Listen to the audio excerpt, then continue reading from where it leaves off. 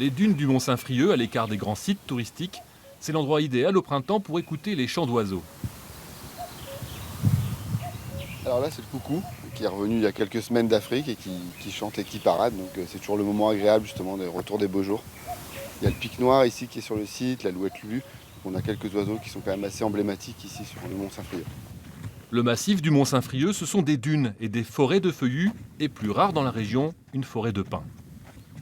C'est le plus vaste qu'on ait dans le Pas-de-Calais, il y a plus de 500 hectares.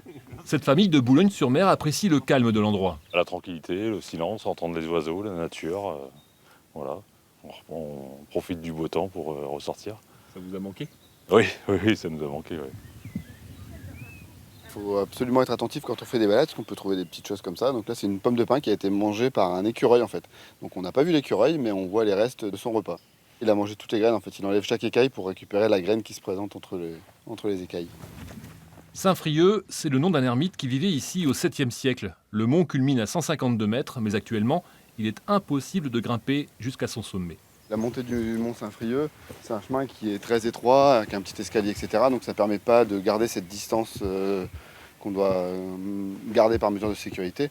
Et donc du coup, on a décidé de fermer cette partie du site pour justement éviter les risques et limiter la propagation du virus.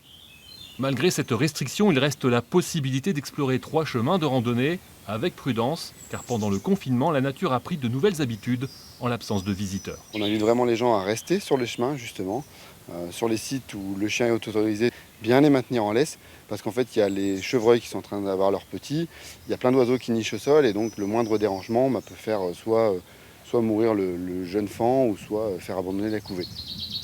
La quasi-totalité des sites naturels du Pas-de-Calais est à nouveau ouverte au public depuis vendredi.